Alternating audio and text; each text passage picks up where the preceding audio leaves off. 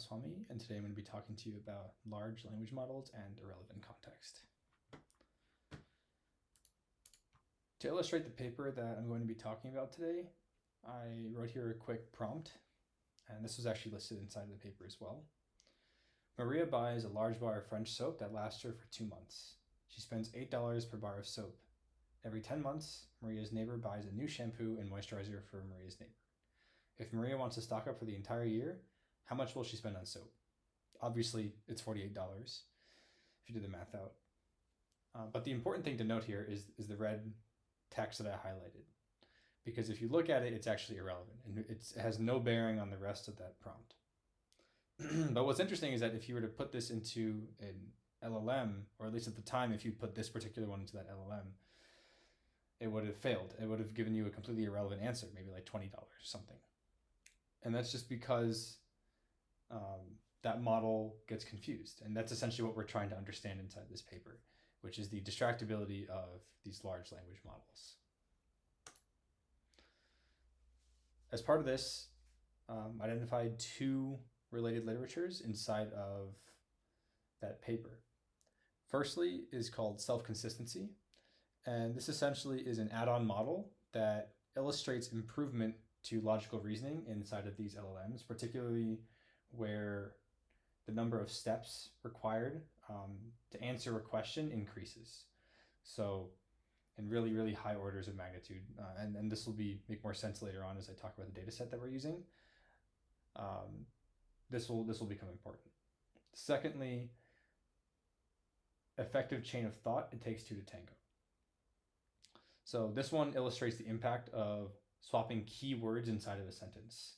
So for instance, like an equal sign, you'd swap out like a plus sign maybe, or something like that. And that's a pretty important part of the sentence. And like, how will the model handle that?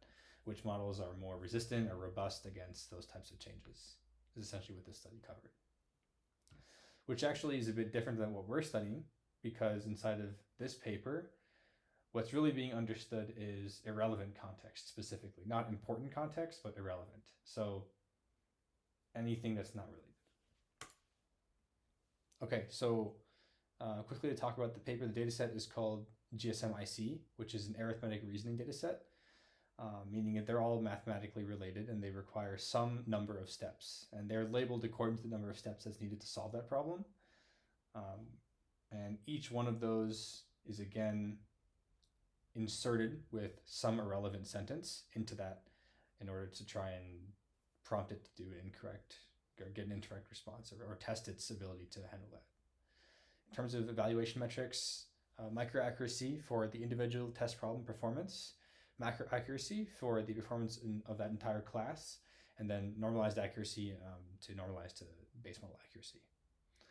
Lastly, the models that are going to be evaluated here are chain of thought, least to most, zero-shot chain of thought, and then self-consistency, which again is an add-on, but should be listed here because it is a model.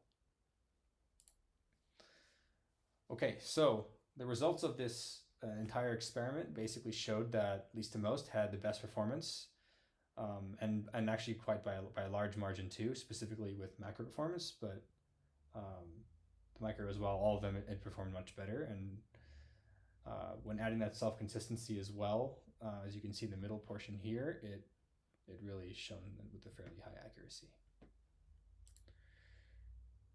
To wrap up and talk about significance of these findings, least to most and self-consistency combination, again, performed particularly well compared to the known methods.